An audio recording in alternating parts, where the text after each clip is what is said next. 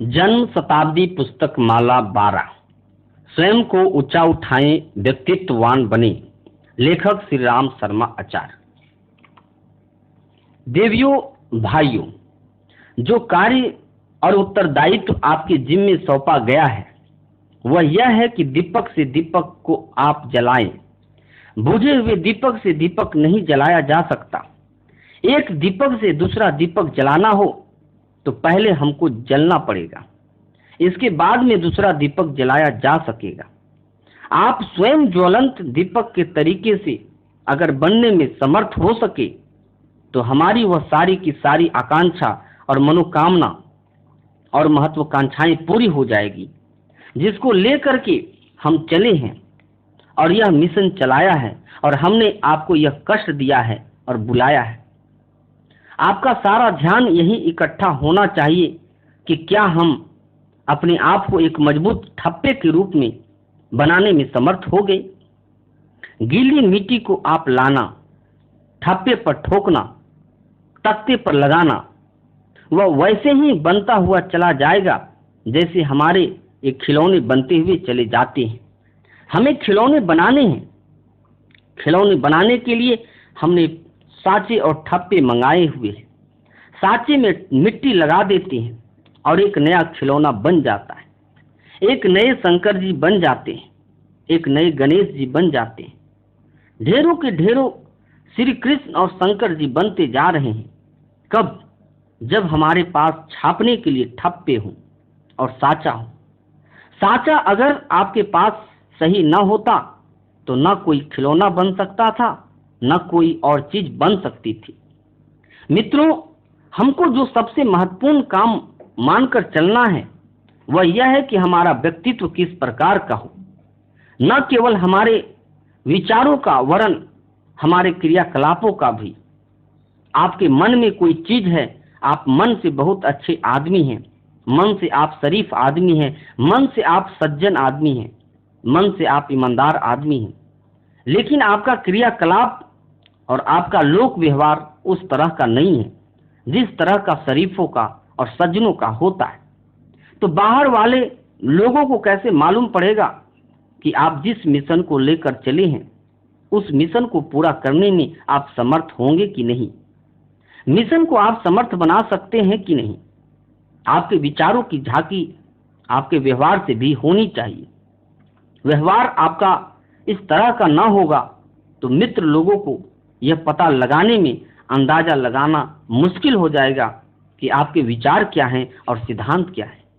जो विचार और सिद्धांत आपको दिए गए थे वो आपने अपने जीवन में धारण कर लिए हैं कि नहीं। आपको ये बातें मालूम होनी चाहिए। जहां कहीं भी आप जाएंगे आपको अपने नमूने का आदमी बन करके जाना है। नमूने का उपदेशक कैसा होना चाहिए, नमूने का गुरु कैसा होना चाहिए, नमूने का साधु कैसा होना चाहिए, नमूने का ब्राह्मण कैसा होना चाहिए और गुरु जी का शिष्य कैसा होना चाहिए। ये सारी की सारी जिम्मेदारियां हमने अनायास ही नहीं लाद दी है। आपको बोलना न आता हो तो कोई शिकायत नहीं हमें आपसे। आपको बोलना न आए, लेक्चर देना न आए, जो पॉइंट्स और जो नोट्स आपने यहाँ लिए हैं उन्हीं को जरा फेयर कर लेना और अपनी कॉपी को लेकर के चले जाना। कहना गुरुजी ने आपके लिए हमको पोस्टमैन के तरीके से भेजा है। जो उन्होंने कहलवाया है हम उस बात को कह रहे हैं। चिट्ठी को पढ़ करके हम आपको सुनाई देते हैं। आप अपने डायरी के पन्ने खोल करके सुना देना। मजे में काम चल जाएगा।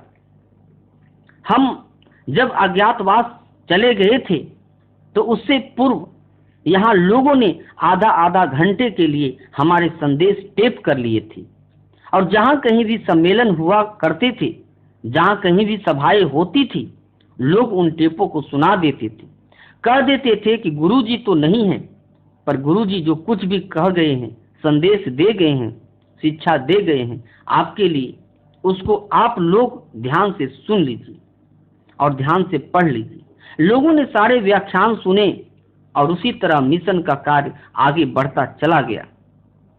देवियों और भाइयों, जो काम हम करने के लिए चले हैं उसका सबसे बड़ा और पहला हथियार हमारे पास जो कुछ भी है वह है हमारा व्यक्तित्व और हमारा चरित्र। हमको जो कोई भी कार्य करना है, जो कोई भी सहायता प्राप्त करनी है, वह रामायण के माध्यम से नहीं, गीता के माध्यम से नहीं, व्याख्यानों के माध्यम से नहीं, प्रवचनों के माध्यम से नहीं, यज्ञों के माध्यम से नहीं पूरा होने वाला है। अगर किसी तरह से हमारे मिशन को सफलता मिलनी है और वह उद्देश्य पूरा होना है, तो आपका चरित्र, आपका व्यक्तित्व ही एक मार्ग है, एक हथियार है हमारा। व्याख्यान के बारे में आपको ज्यादा ध्यान नहीं देना चाहिए और बहुत ज्यादा परेशान नहीं होना चाहिए। व्याख्यान अगर आपको ना आए तो आपने यहाँ इस शिविर में जो कुछ भी सुना हो, समझा हो, उसे इन लोगों को सुना देना। हमने प्रायः यह प्रयत्न किया है कि अपने कार्यकर्ताओं के शिविर जहाँ कहीं भी आपको चलाना पड़े वहाँ सवेरे प्रातःकाल जाकर के प्रवचन किया करना। जो हमने कार्यकर्ताओं के लिए और आपके क्रियाकलापों के लिए कहे हैं, यहाँ आपको दूसरे लोग समझा देंगे कि कार्यकर्ताओं में कहे जाने के लिए प्रवचन कौन से हैं और जनता में कहे जाने वाले प्रवचन कौन से हैं।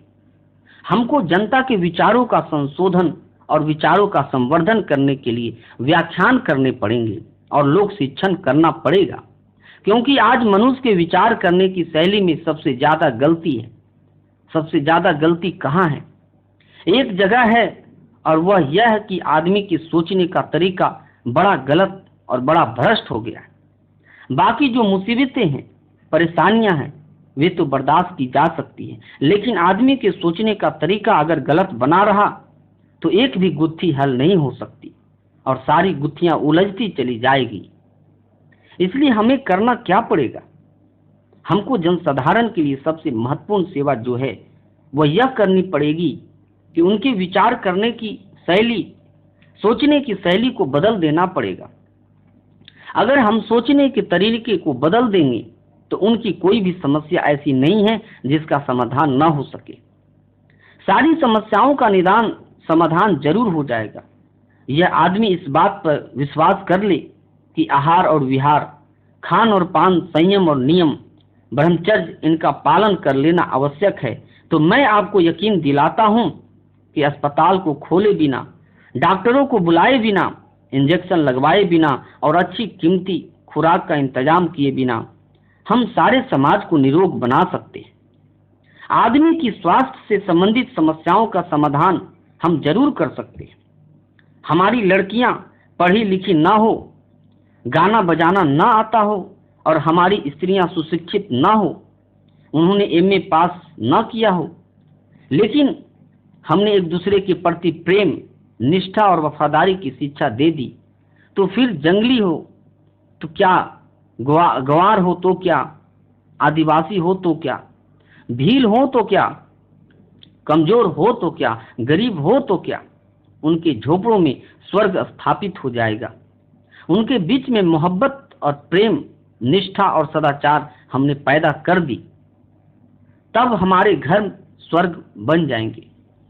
अगर ये सिद्धांत हम पैदा करने में समर्थ ना हो सके, तब फिर चाहे हम सबके घर में एक रेडियो लगवा दे, टेलीविजन लगवा दे, हर एक के घर में हम एक सोफा सेट डलवा दे और बढ़िया से बढ़िया बेहतरीन खाने पीने की चीज का इंतजाम करवा दे, फिर हमारे घरों की और परिवारों की समस्या का कोई समाधान ना हो सकेगा। परिवारों की समस्याओं का समाधान जब कभी भी होगा तो प्यार से होगा, मोहब्बत से होगा, ईमानदारी से होगा, वफादारी से होगा। इसके बिना हमारे कुटुंब दो कौड़ी के हो जाएंगे और उनका सत्यानाश हो जाएगा। फिर आप हर एक को एमए करा देना और हर एक के लिए 20-20 हजार रुपये छोड़कर मरना, इससे क्या हो जाएगा? कुछ भी नहीं होगा, सब चौपट हो जाएगा। मित्रों, सामाजिक समस्याओं की गुत्थियों के हल विचारों के परिवर्तन से होंगे। कौन मजबूर कर रहा है आपको कि नहीं साहब दहेज लेना ही पड़ेगा और दहेज देना ही पड़ेगा? अगर इन विचारों को और इन रीतियों को बदल डालें, ख्यालातों को बदल डालें, तो न जाने हम क्या से क्या कर सकते हैं और कहां से कहां ले जा सकते हैं। हमारे पास सबसे बड़ा काम मित्रों जनता की सेवा करने का है। इसके लिए हम धर्मशाला नहीं बनवाते, हम चिकित्सालय नहीं खुलवाते, अस्पताल नहीं खुलवाते और हम प्रसूति गृह नहीं खुलवाते। हम ये कहते हैं कि प्रत्येक व्यक्ति को परिश्रमशील होना चाहिए ताकि उसे किसी प्रसूति गृह में जाने की और किसी नर्सिंग होम में जाने की आवश्यकता ना पड़े। लुहार होते हैं, आपने देखे हैं कि नहीं, गाड़ी वाले लुहार एक गांव से दूसरे गांव में रहा करते हैं। उनकी औरतें घन चलाती रहती है। घन चलाने के बाद उन्हें यह नहीं पता रहता कि बच्चा कोख में से पैदा होता है या पेट में से पैदा होता है। आज बच्चा पैदा हो जाता है, कल परसों फिर काम करने लगती है। 15 घंटे घन चलाती है। उनकी सेहत और कलाई कितनी मजबूत बनी रहती है। उनको नर्सिंग होम खुलवाने की और डिलीवरी होम खुलवाने की जरूरत नहीं है। हमको प्रत्येक स्त्री और पुरुष को यही सिखाने की जरूरत है कि हमको मेहनत और परिश्रमशील होना चाहिए। परिश्रमशील होने का मादा अगर लोगों के दिमागों में हम स्थापित कर सके तो मित्रों, हमारे घरों की समस्याएं, परिवारों की समस्याएं, समाज की समस्याएं और सारी समस्याएं जैसे बेईमानी की समस्याएं आदि कोई समस्याएं ऐसी नहीं हैं जिसका हम समाधान न कर सकते हो। इसलिए महत्वपूर्ण कदम हमको यह बढ़ाना पड़ेगा कि जनता का लोक शिक्षण करने के लिए आप जाएं और जनता में लोक शिक्षण करें। लोक शिक्षण करने के लिए हमने जो विचारधारा आपको यहाँ दी है उसे एक छोटी सी पुस्तक के रूप में भी छपवा दिया है। ये व्याख्यान जो आपको यहाँ सुनने को मिले हैं वे सारे के सारे पॉइंट छपे हुए मिल जाएंगे। इनका आप अभ्यास कर लेना और इन्हीं पॉइंट्स को आप कंठस्थ कर लेंगे और डेवलप कर लेंगे तो क्या हो जाएगा कि सायंकाल के प्रवचनों में जो आपको जनता के समक्ष कहने पड़ेंगे बड़ी आसानी से कहने में पूरे हो जाएंगे। कार्यकर्ताओं के समक्ष भी आप यही कहना, जहां कहीं भी आपको समझाने की, प्रवचन करने की जरूरत पड़े, आप यह कहना कि गुरुजी ने हमें डाकिये की तरह से भेजा है और एक चिट्ठी देकर आपके लिए एक संदेश लिख करके भेजा है। लीजिए, चिट्ठी को पढ़ करके सुना देती है। सवेरे वाले प्रवचन जो हमने दिए हुए हैं अगर आप सुना देंगे, समझा देंगे तो वे आपकी बात को मान जाएंगे। आपको व्याख्यान देना ना आता हो और समझाने की बात ना आती होगी तो भी बात बन जाएगी। व्याख्यान देना और प्रवचन देना चाहे आपको ना आता हो, कोई हर्ज आपका होने वाला नहीं है। ये जो पॉइंट्स हमने आपको दिए हैं, किसी भी स्थानीय वक्ता को, किसी भी स्थानीय व्याख्यानदाता को आप समझा देना और कहना कि जो प्रवचन गुरुजी ने दिए हैं इन्हें आप अपने ढंग से, अपनी समझ से, अपनी शैली से, अपने तरीके से आप इन्हीं पॉइंटों को समझा दीजिए। कोई भी अच्छा वक्ता जिसे बोलना आता होगा, बोलने की तमीज होगी या बोलने का ज्ञान होगा, इन बातों को समझा देगा। ये काम और कोई नहीं कर सकेगा, यह आपको ही करना है। वे कौन कौन से काम हैं जो आपको करने पड़ेंगे? आपको यह करना पड़ेगा कि जहां कहीं भी आप जाएं, जिस शाखा में भी आप जाएं, एक छाप इस तरह की छोड़कर आएं कि गुरुजी के संदेश वाहक और गुरुजी के शिष्य जो होते हैं वे किस तरह से और क्या कर सकते हैं और क्या करना चाहिए। आप यहां से जाना और वहां इस तरीके से अपना गुजारा करना, इस तरीके से निर्वाह करना जैसा कि संतों का गुजारा होता है और संतों का निर्वाह होता है। आप जहां कहीं भी जाएं, अपने खान पान संबंधी व्यवस्था को कंट्रोल रखना। खान पान संबंधी व्यवस्था के लिए हुकूमत मत चलाना किसी के ऊपर। वहां जैसा भी कुछ हो, जैसा भी कुछ लोगों ने दिया हो, उसी से काम चला लेना। आपको तरह तरह की फरमाइशें पेश नहीं करनी चाहिए जैसा कि बाराती लोग किया करते हैं। बारातियों का काम क्या है? बाराती लोग सारे दिन फरमाइशें पेश करते रहते हैं। और नेताओं का क्या काम होता है? बजाजियों का क्या होता है? जहां कहीं भी वे जाते हैं तो ऑर्डर करते रहते हैं और तरह तरह की चीजों के लिए, अपने खाने पीने की चीजें, अपनी सुविधा की चीजें, 20 तरह की अपनी फरमाइशें करते रहते हैं। आपको किसी चीज की जरूरत पड़ती हो, चाहे आपको दिन भर भोजन न मिलता हो, तो आप अपने झोले में सत्तू लेकर के जाना, थोड़ा नमक लेकर के जाना, छुप करके अपने कमरे में अपना सत्तू और अपना नमक घोल के पी जाना। लेकिन जिन लोगों ने आपको बुलाया है उन पर ये छाप छोड़ करके मत आना कि आप चटोरे आदमी हैं और आप इस तरह के आदमी हैं कि आप खाने के लिए और पीने के लिए और अमुक चीजों के लिए आप फरमाइश ले करके आती हैं। इसलिए हमने 1 महीने तक आपको पूरा अभ्यास यहाँ कराया। हमने ये अभ्यास कराया कि जो कुछ भी हमारे पास है साग सत्तू आप घोल कर खाइए, साग सत्तू आप खा करके रहिए और जबान को कंट्रोल करके रहिए। उन चीजों की लिस्ट को फाड़ कर फेंक दीजिए कि अमुक चीज खाएंगे तो आप ताकतवर हो जाएंगे और अमुक चीज खाएंगे तो आप पहलवान हो जाएंगे, अमुक चीज आप खाएंगे तो आपका स्वास्थ्य अच्छा रहेगा। मित्रों, हम यकीन दिलाते हैं कि खाने की चीजों से स्वास्थ्य का कोई ताल्लुक नहीं है और अगर आपको घी नहीं मिलता तो कोई हर्ज नहीं, कुछ आपका बिगड़ नहीं होने वाला है। हम आपको कई बार कथा सुनाते रहे हैं। एक बार अपनी अफ्रीका यात्रा का हमने किस्सा सुनाया था। जिन बेचारों को मक्का मुहैया होती है, जिन लोगों के लिए सफेद बीज की दाल मुहैया होती है, जिन लोगों के लिए केवल जंगली केला मुहैया होता है, 4 चीज उनको मिलती है। कभी उनको घी मिलता है, न कभी कोई पौष्टिक चीजें मिलती है ना, लेकिन उनकी कलाइयां, उनके हाथ कितनी मजबूत होती। ओलंपिक खेलों में सोने के मेडल जीत कर लाते और शेरों का शिकार करते रहते। ताकत अनाज में नहीं है, ताकत शक्कर में नहीं है, ताकत घी में नहीं है और ताकत मिठाई में नहीं है। मित्रों, ताकत का केंद्र दूसरा है। ताकत की जगह वह है जो गांधी जी ने अपने भीतर पैदा की थी, घी खाकर के पैदा नहीं की थी। वह अलग चीज है जिनसे ताकत आती है। इसलिए जहां कहीं भी आप जाएं हमारे संदेश वाहक के रूप में, वहां पर आपका खान पान का व्यवहार ऐसा हो जिससे कोई आदमी यह कहने न पाए कि ये लोग कोई बड़े आदमी आए हैं और कोई VIP आए हैं। यहां से जब आप जाएं तो प्यार और मोहब्बत को लेकर के जाना। अगर आपके अंदर कड़वापन रहा तो उसको यहीं पर छोड़ कर जाना। कड़वापन मत लेकर के जाना, अपना अहंकार लेकर के मत जाना। कड़वापन क्या है? कड़वापन आदमी का घमंड है, कड़वापन आदमी का अहंकार है। अपने अहंकार के अलावा कड़वापन कुछ है ही नहीं। आप जब ये कहते हैं कि हम तो सच बोलते हैं इसलिए कड़वी बात कहते हैं, ये गलत कहते हैं। सच में बड़ा मिठास होता है, उसमें बड़ी मोहब्बत होती है। गांधी जी सत्य बोलते थे लेकिन उनके बोलने में बड़ी मिठास भरी होती थी। अंग्रेजों के खिलाफ उन्होंने लड़ाई खड़ी कर दी और ये कहा कि आपको हिंदुस्तान से निकाल कर पीछा छोड़ेंगे, आपके कदम हिंदुस्तान में नहीं रहने देंगे, मार कर भगा देंगे और आपका सारा जो सामान है वो यहीं पर जब्त कर लेंगे और नहीं देंगे।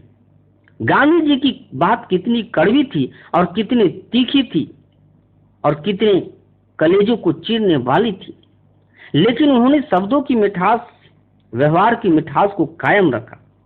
हमको और आपको व्यवहार की मिठास को कायम रखना चाहिए।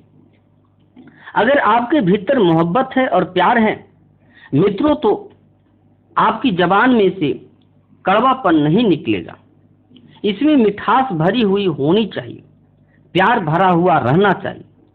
प्यार अगर आपके जबान में से निकलता नहीं और मिठास आपकी जबान में से निकलती नहीं, आप निष्ठुर की तरह जबान की नोक में से बिच्छू के डंक के तरीके से मारते रहते हैं, दूसरों को चोट पहुंचाते रहते हैं और दूसरों का अपमान करते रहते हैं और विचलित करते रहते हैं। तब आपको यह कहने का अधिकार नहीं है कि आप सच बोलते हैं। सच क्या है? जैसा आपने देखा है, सुना है, उसको ही कह देने का नाम सच नहीं है। सच उस चीज का भी नाम है जिसके साथ में प्यार भरा हुआ रहता है और मोहब्बत जुड़ी हुई रहती है। प्यार और मोहब्बत का व्यवहार आपको यहीं से बोलना सीखना चाहिए। और जहां कहीं भी शाखा में आपको जाना है और जनता के बीच में जाना है, उन लोगों के साथ में आपकी बातचीत करने का ढंग, बातचीत करने का तरीका ऐसा होना चाहिए कि उसमें प्यार भरा हुआ हो मोहब्बत जुड़ी हुई हो, उसमें आत्मीयता मिली हुई हो, दूसरों का दिल जीतने के लिए और दूसरों पर अपनी छाप छोड़ने के लिए यह अत्यधिक आवश्यक है कि आपके जबान में मिठास और दिल में मोहब्बत होनी चाहिए। आप जब यहाँ से जाएं तो इस प्रकार का आचरण लेकर के जाएं ताकि लोगों को यह कहने का मौका ना मिले कि गुरुजी के पसंदीदे यही है। अब आपकी इज्जत नहीं, हमारी इज्जत है।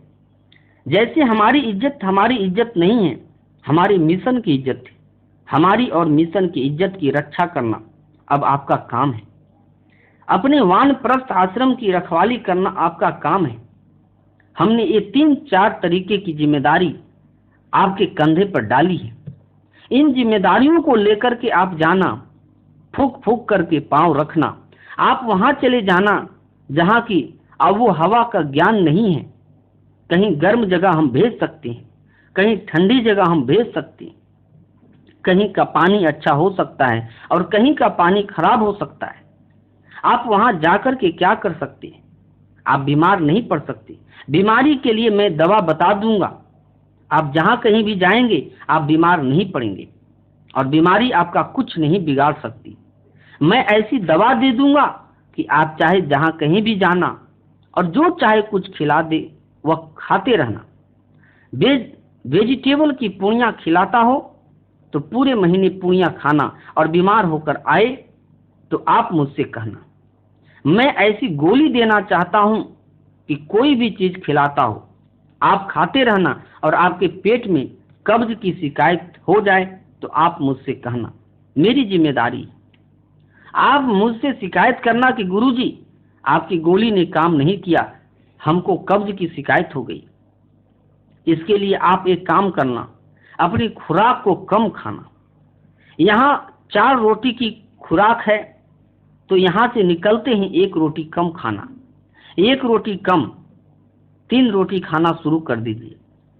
आप जायके के माध्यम से जाएंगे तो हर आदमी के मेहमान होंगे और मेहमान का तरीका हिंदुस्तान में यह होता है कि जो कोई भी आता है किसी के घर तो उस आदमी के लिए अगर हम मक्का की रोटी खाते हैं तो उसे गेहूं खिलाएंगे और हम गेहूं की खाते हैं तो आपको चावल खिलाएंगे, चावल की खाते हैं तो मिठाई खिलाएंगे।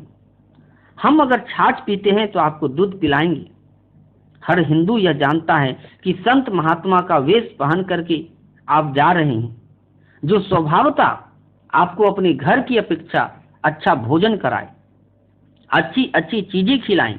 यदि आपने अपनी जबान पर कंट्रोल रखा नहीं तो आप जरूर बीमार पड़ जाएंगे।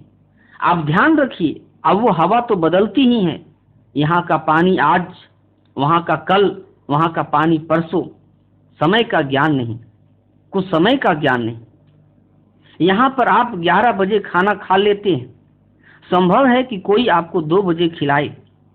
आपका पेट खराब हो सकता है, आप बीमार हो सकते हैं, लेकिन ये खुराक जो मैंने आपको बताई है अगर उसको कायम रखेंगे तो आप कभी भी बीमार नहीं होंगे। मित्रों, हमने लंबे लंबे सफर किए हैं और तरह तरह की चीजें और तरह तरह की खुराकें खाने का मौका मिला है। एक बार मैं मध्य प्रदेश गया तो लाल मिर्च बहुत खाने की आदत उन लोगों की थी।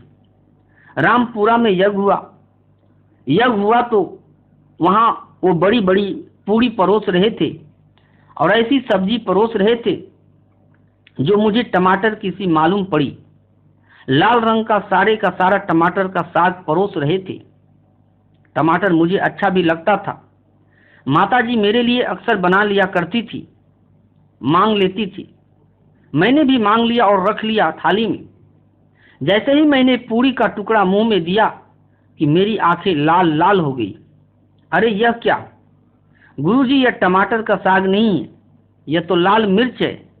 जब हरी मिर्च पक जाती है और लाल हो जाती है तो उनको ही पीस करके उसमें नमक और खटाई मिला करके ऐसा बना देते हैं, लुगदी जैसी। उसको आप चटनी कह लीजिए। ऐसी भी जगह मुझे जाना पड़ा है कि मैं क्या कहूँ आपसे। एक बार मैं आगरा गया और वहाँ भोजन करना पड़ा।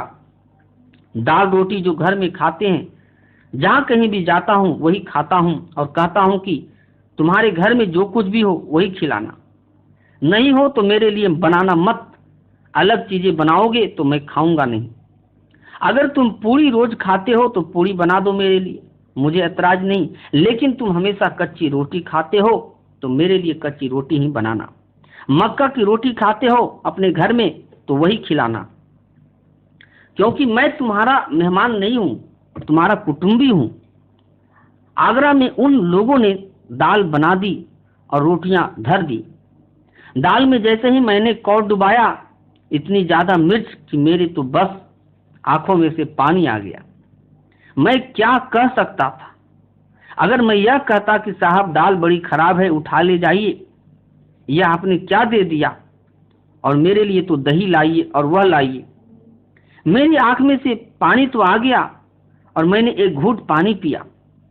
पीने के बाद रोटी के टुकड़े खाता तो गया, रोटी के टुकड़े दाल तक ले तो गया, पर दाल में डुबोया नहीं। हाथ मैंने चालाकी से चलाया जिससे मालूम पड़े कि मैं दाल खा रहा हूं। दाल खाई नहीं और वैसे ही रूखी रोटी खाता और पानी पीता रहा। पानी पीने के बाद उतर कर आ गया, उसे पता भी नहीं चला, मुझे भी पता नहीं चला, न उसको शिकायत हुई कि आपने ये कैसा खाया। हमारे यहाँ एक स्वामी परमानंद जी और नत्था सिंह भी थे, पहले दोनों साथी थे। हम नत्था सिंह और परमानंद जी को अक्सर बाहर भेज देते थे, दोनों का जोड़ा था। जब भजन होता था तब स्वामी परमानंद उससे कहते थे, नत्था सिंह, हाँ देख, मैं मर जाऊं कभी और तुझे ये खबर मिले कि स्वामी परमानंद मर गया तो ये मत पूछना कि कौन सी बीमारी से मर गया। पहले से लोगों से यह कह देना कि परमानंद ज्यादा खा करके मर गया। सारा घी स्वामी जी खा जाए तो भी पता ना चले। जहां कहीं भी जाते खाने की उनकी ऐसी ललक कि एक बार खिला दीजिए, खाने से पिंड छोड़ने वाले नहीं। टट्टियां हो जाए तो क्या, उल्टियां हो जाए तो क्या, पर खाने से बाज न आने वाले थे वे। मित्रों, हमारी जबान के दो विषय हैं। जबान हमारी बड़ी फूहड़ है। एक विषय इसका यह है कि यह स्वाद मांगती है और जायके मांगती है। आप स्वादों को नियंत्रण करना, जायके को नियंत्रित करना। संत जायके पर नियंत्रण किया करते हैं और स्वाद पर नियंत्रण किया करते हैं। जिस आदमी का जायके पर नियंत्रण नहीं है और वह स्वाद पर नियंत्रण नहीं है, वह आदमी संत नहीं कहला सकता। आपने हमने ऐसे संत देखे हैं जो भिक्षा मांग करके लाए और एक ही कटोरे में एक ही जगह में दाल को मिला दिया और उसको मिला दिया और इसको मिला दिया और साग को मिला दिया और खीर को मिला दिया और सबको मिला दिया, एक ही जगह मिलाकर खाया। वे ऐसा इसीलिए खाते हैं, इसलिए कि वे जबान के जायके पर काबू करके खाते हैं। जबान के जायके का अभ्यास आपको यहाँ नहीं हो सका तो आप जहाँ कहीं भी कार्यकर्ताओं के बीच में जाएं, आपको एक छाप छोड़ने की बात मन में लेकर के जानी चाहिए कि हम जबान के जायके को कंट्रोल में करके आए हैं। अब देखना आपके ऊपर छाप पड़ती है कि नहीं पड़ती है। खान पान का भी हमारे हिंदुस्तान में ध्यान रखा जाता है। एक महात्मा ऐसे थे जो हथेली के ऊपर रख करके रोटी खाया करते थे। उनका नाम महागुरु श्री राम था।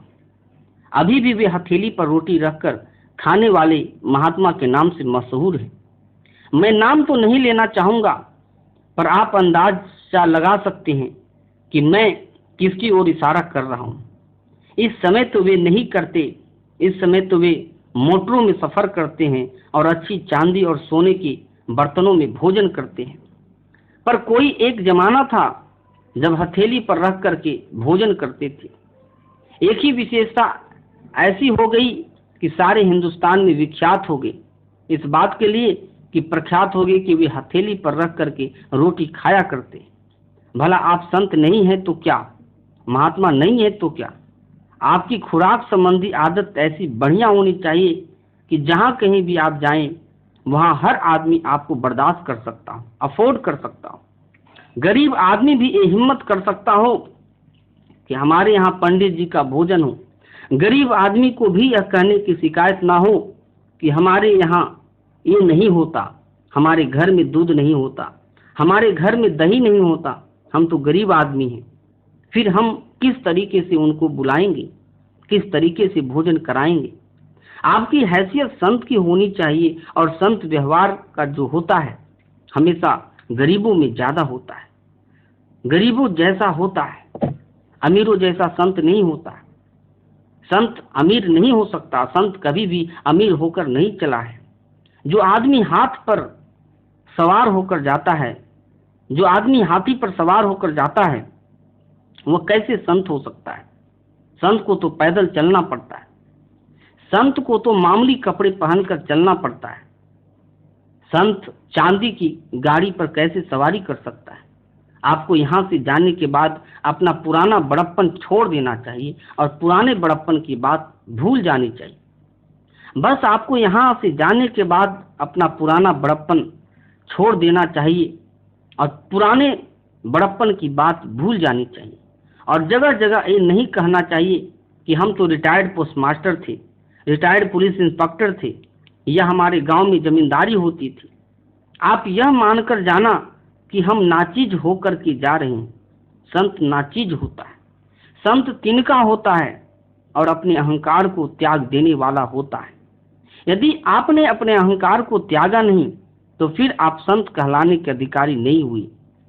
हमारी पुरानी परंपरा थी कि जो कोई भी संत वेश में आता था उसको भिक्षा यापन करना पड़ता था। क्यों? भिक्षा यापन कौन करता है? भीख मांगने वाला गरीब होता है ना, कमजोर होता है ना। संत वेश धारण करने के पश्चात हर आदमी को भिक्षा मांगने के लिए जाना पड़ता था ताकि उसका अहंकार चूर चूर हो जाए। हम अपने ब्रह्मचारियों को जनेऊ पहनाते थे। जनेऊ पहनाने के समय ऋषि अपने बच्चों को भिक्षा मांगने भेजते थे कि जाओ बच्चों भिक्षा मांगो, ताकि किसी बच्चे को यह कहने का मौका ना मिले कि हम तो जमींदार साहब के बेटे हैं, तालुकदार के बेटे हैं और धनवान के बेटे हैं, गरीब के बेटे नहीं। हर आदमी का आत्मसम्मान अलग होता है और अपने धन का, अपनी विद्या का, अपनी बुद्धि का, अपने पुरानेपन का और अपनी जमींदारी का और अपने अमुक होने का गर्व होता है, वह अलग होता है। आप यहाँ से जाना तो अहंकार छोड़ करके जाना। ओम शांति।